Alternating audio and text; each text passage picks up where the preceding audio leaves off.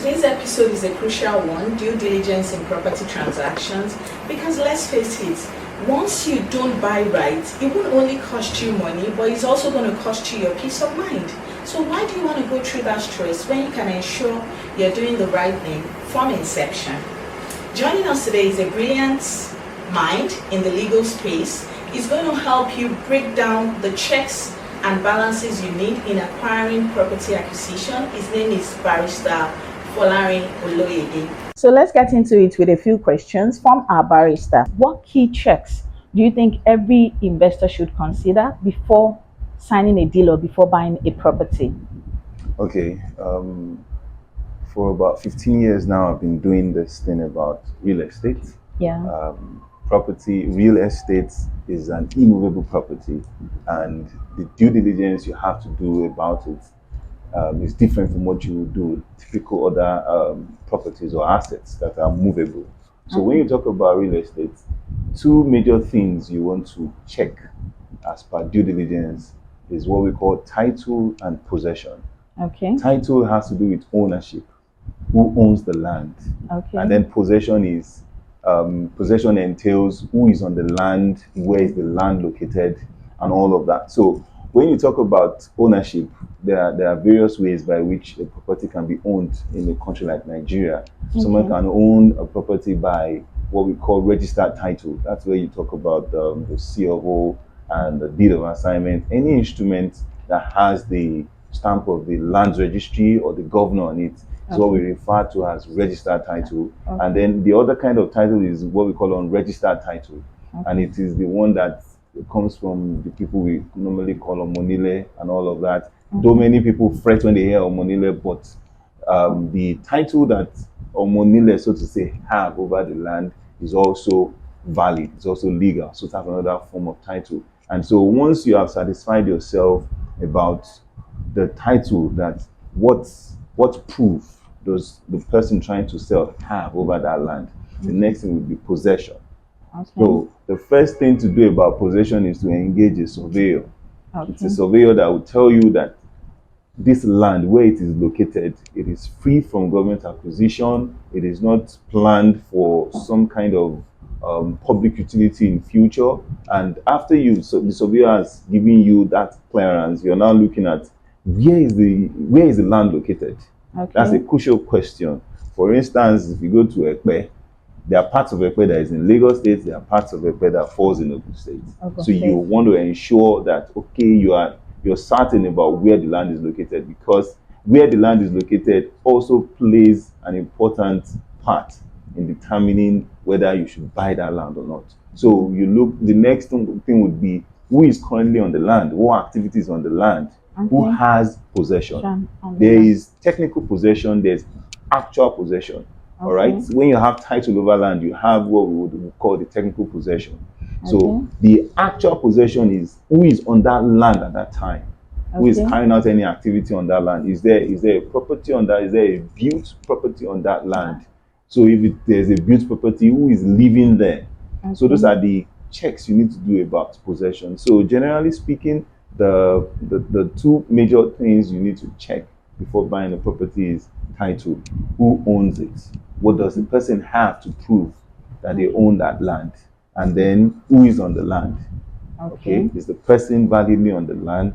And then there's a presumption in law that there is an assumption in favor of the person in possession of the person who is on the land. Okay, currently on the land. Yes, whoever is currently on the land, there's an assumption in law that that person owns the land until there is a contrary proof by somebody else. So I hope that answers. That suffices. Yes, thank you very much. But for the purpose of our audience, I know you talked about the land, but what about property? For somebody acquiring property, is it the same thing that is applicable? Okay, we say property now, you're saying a built property. Yes, a built property. So, because you talked about land. And then, some of our investors, they buy maybe property beyond just the land. So we want to know what checks should they also... All right. So the first thing is still the land. Because whatever is on a piece of land, beneath it, or whatever, is tied to that land. Okay. So if the land has any problem, whatever is on it has that problem too. Okay. So you start with that check. So if you're buying a built property, Okay. the importance, okay, to an extent you have rest of mind because there's unlikely to be any dispute as to who owns the land. The property. The property. Okay. Okay, I will use land before I come to property, because okay. For somebody to have built on that land, They so started to, from the to an land. extent Okay. you can have a rest of mind that okay, there's no dispute regarding who owns this parcel of land. So if it is built property you're buying, there are certain documents you should ask for. Before that property was built, there would be building approval Okay. from the government. So one should ensure to get all You that should request before for the building you key approval. into it. Yes, before you buy a built property, you should ask for building approval, and you should still run all those checks that you would do if you're just buying a bare land. Okay. Your surveyor should still check, because government can come years after now to say this particular property or this particular estate. We have various examples. We've seen estates being pulled down because they contravene some kind of regulation. Okay. So you want to check and confirm that there's building approval, and you want to check also that that land is not under any form of government acquisition. So then after that, you should also request, not from legal side now though, for you to properly enjoy the property, you should also request the drawings, the mechanical drawings, the architectural drawings, and all those documents that pertain to the construction of the property. Building. Okay. Yes. Wow, thank you very much. So that goes to my next question. For somebody that doesn't have any legal or real estate background, what advice would you give to them in carrying out their due diligence? Where do they start from? Okay, the first advice I would give is engage professionals. Yeah, and that's where you come into play. Yes, engage professionals. You have surveyors, you have legal practitioners, you have valuers, you have other professionals in the real estate industry. The first advice is engage them. So, so to now answer your question, so the basic of basics that a person can do who is not a professional is to ascertain who is selling. Okay. That is majorly all you can do. Who is selling this land? Okay. So if you ascertain that to an extent and you feel that that person selling has the integrity, that might be the low level due diligence that you can do. But is that enough? It's not enough. Because how are you sure about somebody that has integrity? You know, integrity goes beyond just saying I'm someone of integrity. It's in your attitude. You know, and how well you're able to prove yourself. I'm just doing I'm trying my best to answer that question, whether there is any hope for somebody who doesn't want to engage professionals. The hope is very slim. The best thing is to engage professionals, because real estate is sort of capital intensive. So if you're going into real estate, you should be ready to incur the cost of using professionals. Many times people, want to cut costs. Reduce their cost, and then don't at the end of the day they get their fingers burnt. Then you get into bigger issues later, and then the professional that you didn't consult, you now consult, and then you pay higher and all of that. So the best way to approach things is to engage professionals, because things are not what they look like all the time. There has to be somebody who knows everything well to be able to advise you. For instance, in law, a document written in English language, somebody who is vast in English language can read it and not get the actual meaning. True. And not get the actual import of that document. So you should always engage professionals. Wow, thank you. So it's very, very important to engage a professional, like our barrister rightly said, because a lot of times people just want to cut corners. They just want to think, okay, maybe in advertising this property, they already said it has governor's consent or free from any government encumbrance. You know, that extra money that you want to spend to ensure that you're actually buying right, or the person that has put out the title, won't cost you anything. You have to consider that and spend it so that you ensure you're buying right, than for you to just buy what you're seeing, and at the end of the day it will cost you a lot. Thank you so much, Barrister. You're welcome. So we understand that there are so many risks in businesses. What risk what are the risks of buying overvalued or undervalued properties? All right. What can be avoided?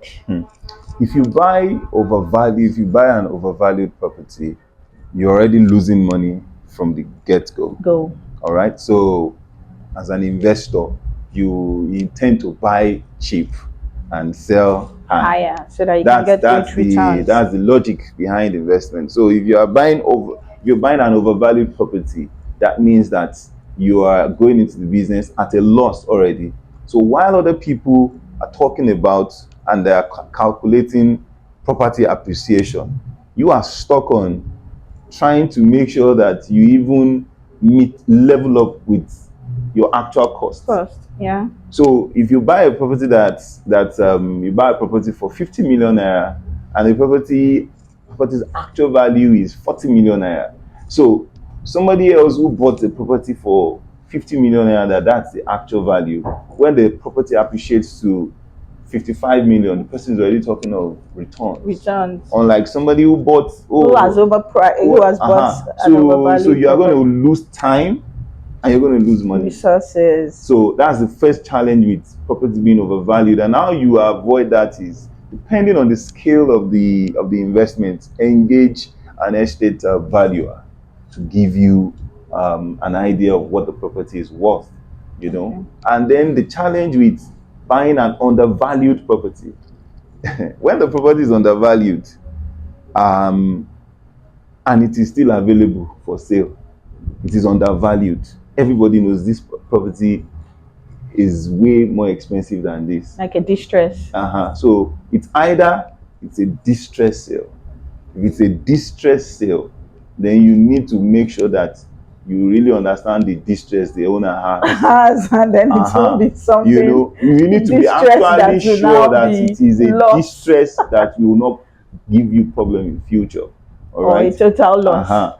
And the other side to a property being undervalued is that maybe you're buying from the wrong person. Maybe the sale is a scam or something. Because if something is worth 1 million naira and somebody is putting it out for sale at 600,000 naira, it looks like a good deal. But why would the person go that low? So it's very important to ensure. Very important to ensure that. And that's where due diligence comes into play as well. Yes. To know that, okay, this is not just like IFA, like our Yorubas will say, and then too good, and then you want to just jump on it. Yeah, and that even opens you up to some form of criminal liability. Yeah. Because if in future it turns out that the person selling did not have the authority or the power to sell, and you bought at such a value, if the matter gets to law enforcement and investigation begins, the question would be, how could you claim ignorance and buy this property at this value? So it's likely going to be imputed that you are aware that that sale was a fraudulent sale. So you're just trying to take advantage of that person. Or it could also be because we had a case where somebody got a steal and bought the property, and it was part of the properties they demolished a year later. So I think that's where due diligence also comes into play. Like be sure you're buying right and not just thinking, oh, you know for a fact that maybe a 3-bedroom in Lekki won't go for nothing less than 200 or 250, and you're seeing it for 100 or 120. You're jumping on it and thinking, oh, this is a steal, instead of. There have been stories where somebody owns a property, is not around, and then some guy who has access to the property puts it up for a sale, a sham sale. And because the person is not the owner, the person doesn't even know the real value, then sells cheap, puts it out for a ridiculous price, and then somebody jumps on it and then buys it, and then in a couple of days or weeks, the actual owner shows up and say, hey, what's going on? And you're trying to say, oh, you bought.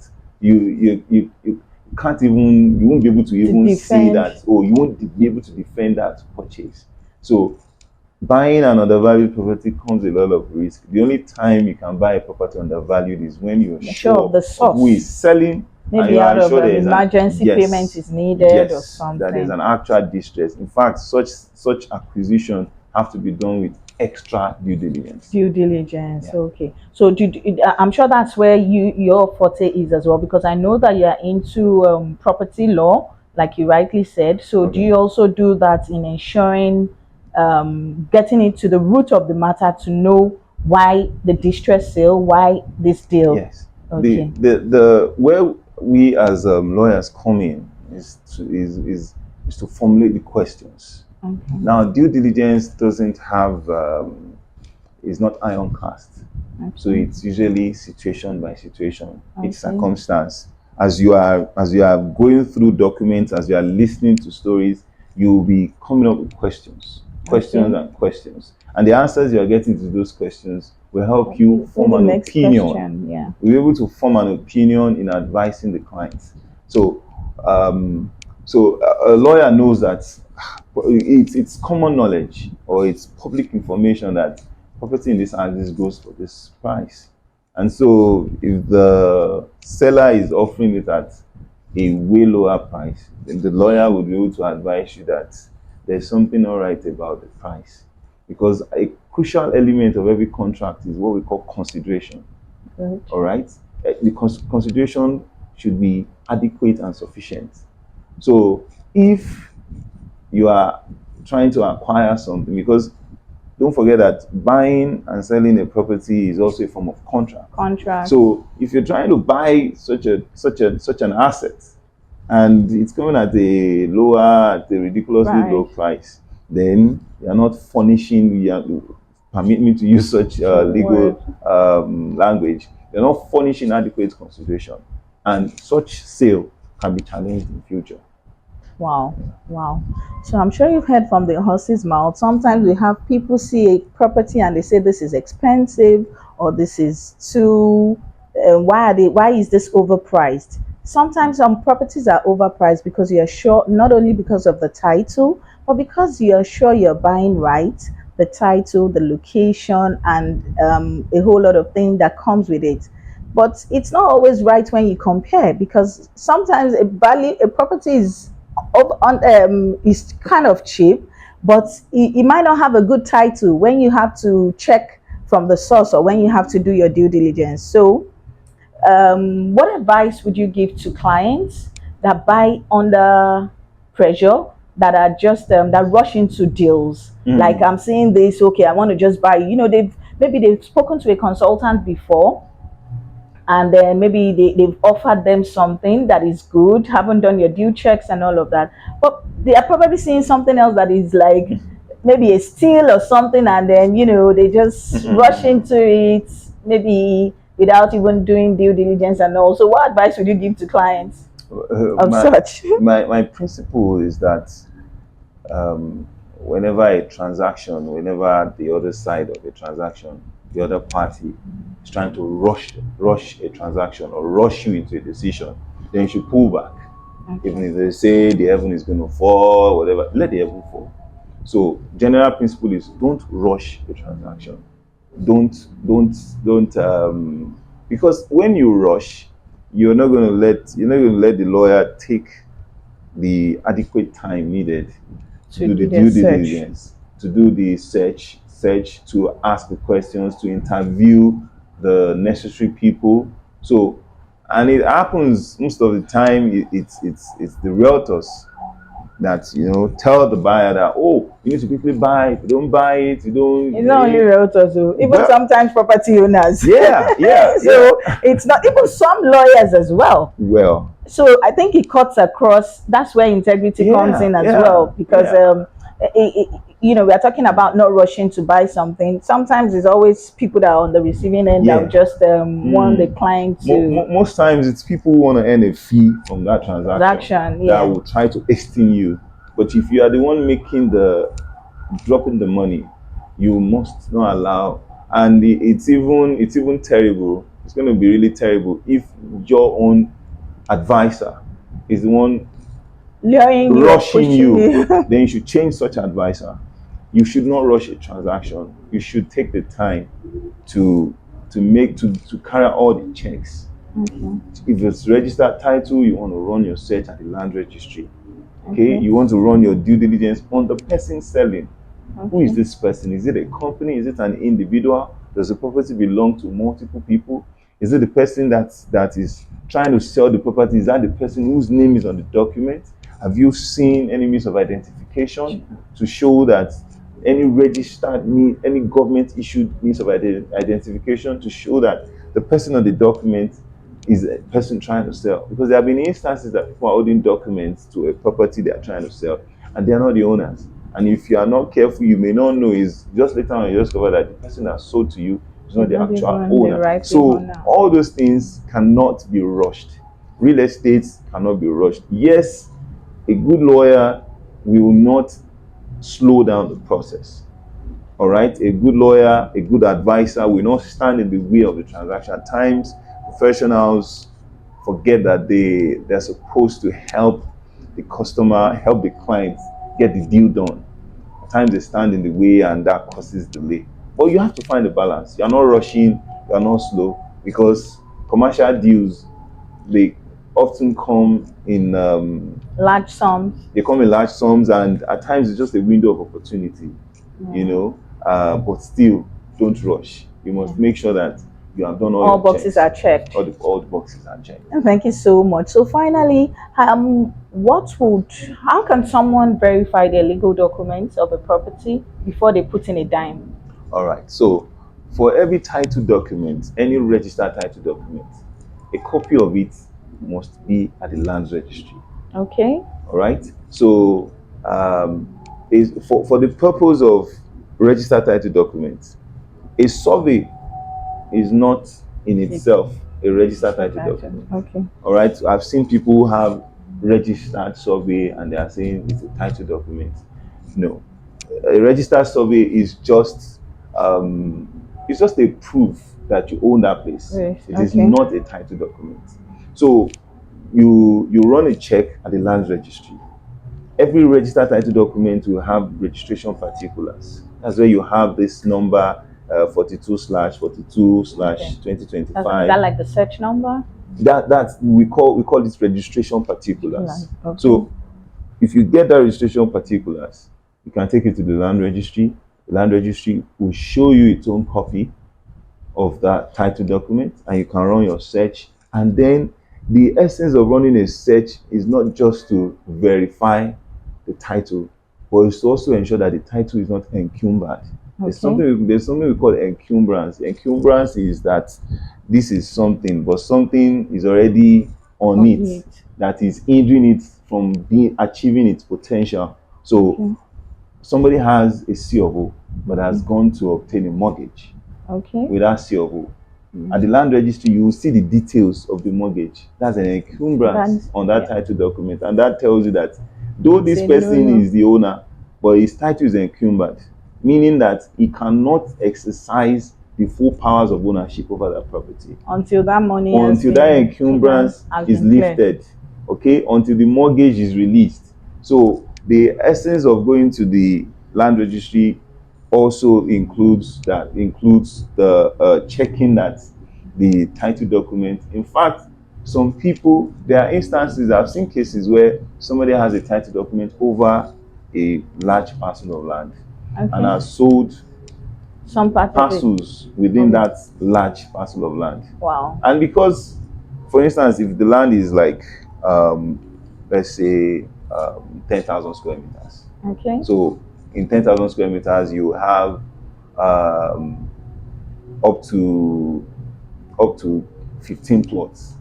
And then usually when that person sells, they can't surrender the title document to any of them because the title document covers a larger portion.